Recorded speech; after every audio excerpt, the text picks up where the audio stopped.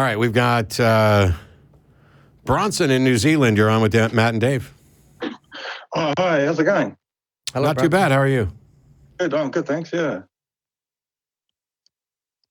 So I'm a believer. Okay. In what? Well, I'm a Christian. I believe in the God of the Bible. Okay. Why? Why? Yeah, that's, yeah. I suppose it would probably take a while to go into, but... Well, that's the whole reason we do the show, is for people to explain why they believe stuff we don't believe. Yeah, well, I grew up at a church. I wasn't a Christian. I was pretty rebellious. I was against everything God stood for. So, well, I don't see... What do you mean you were against everything God stood for? So I'm assuming you were against slavery. I didn't really think of slavery at that time. Well, I mean, God's for it. Because it didn't affect you personally, probably. No one was trying to make you a slave, I'm guessing. Oh, okay. Yeah. Right. Well, to get to why I called. Sure. Even though I wasn't a Christian, I still knew that God existed, and I had two very clear. How did you know that? Well, on top of that, I had two very clear experiences that showed me that God did exist. The first one, I was in a meeting, a church meeting, and I was with a friend of mine, and he walked up the front, sat in the front row when I was with him. I didn't really want to sit in the front row because I was pretty rebellious. And at the end of the meeting, one of the leaders of the church came up and started praying for people. And he came up to me and he started praying for me. And I didn't really want him to, but he did anyway. And then while he was praying for me, I just felt this really pure and loving feeling come over me, like someone was pouring honey over me. It was really strong, nothing I'd ever experienced before. Okay, so somebody prayed for you, and you felt good. I didn't really feel good. It wasn't like, I mean, I've been on drugs before. It was far more stronger than a drug that I've ever been on. So it was more than just a good feeling. Yeah. Okay, so you felt one of the best feelings you've ever felt.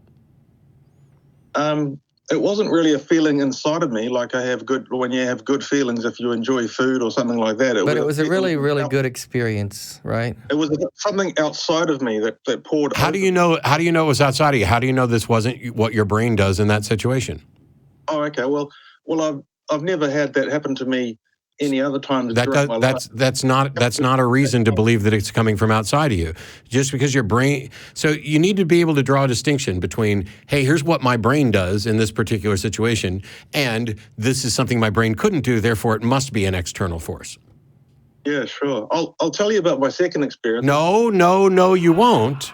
You're not getting away with that. No, you just told me about your first experience, and my question here is, how do you know that experience was external, and the only thing you could give me is that it was the first time you'd felt like that? Well, that's not an explanation. So before you hang on, I may or may not let you go on to your second one, but we have to resolve this thing with the first one. Are you now acknowledging that is a crappy reason to believe that a God exists and that you have no actual argument there? Or do you have an argument for why you are confident that this was an external source providing this feeling? Sure. Well, I mean, like I said, if I have a nice meal, like, so I love eating burgers, and I have a burger and it feels good, and I feel good inside. I think everyone can agree with that. But if someone comes up to me and punches me in the face, I mean, that's coming from an external source. I can recognize what's internal. I would agree.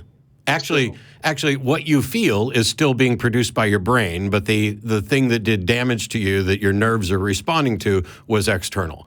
That's something that you can demonstrate, especially as you watched somebody punch you, and potentially other people saw it as well. How do you do that for your somebody prayed over me and it felt like honey? Oh, okay. What do you? So you want me to say that?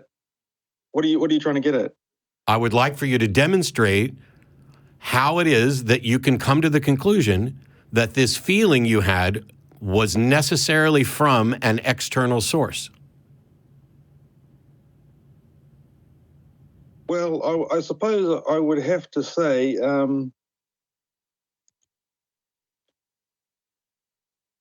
if this experience had never happened to me before, Okay, you said I that haven't before. had any experience like it before or after. I've never had an experience like this before. Right. Bronson, you, Yeah. you said earlier that you when you were younger, you knew that God was real, but you were against everything he stood for. In other words, you were in rebellion against the God that you knew that was real. So you had a previous assumption that the God that you had been raised around or the culture that you grew up in was the correct God. You know, there's a lot of gods. So you happened to be raised in the culture that believed in the correct God. And so you said that that was already embedded in you. So couldn't it be possible that when you're in a church and that church represents the God that you already said you knew was real and the legitimate God, and the music is playing and people are praying and there's emotions and there's all the things going on in our mind and our emotions and heart, and you feel this warm glow and this honey thing, couldn't it be that you just were giving in to some preconceived assumptions you already had and that there was no God anywhere doing anything? I mean, I'd say that's possible if I was a Christian, but I was really, like you said, I was really against You it. were. No, that's my point. If That's you my tell point. me I already know that God exists as real and I'm in rebellion. You were just the prodigal son coming home. That's right. all. You weren't, it's not like you were a non-believer. I wasn't the prodigal son because I was a rebel. I didn't want to believe in God. But you already It knew doesn't that- matter what you want. You already told did. us that you believed he was already the real God and he was the correct God, and so you were just in rebellion against him. And so you're now in this emotional environment, and now God is breaking through and you're feeling good. That is no evidence for the veracity of this God whatsoever. Being a Christian is not, I believe there's a God. Being a Christian is being a follower of Christ and surrendering and all of those things. If you believe that Jesus is God, and you believe in this God all the way through, it doesn't matter how much in rebellion you are a believer. You were a theist.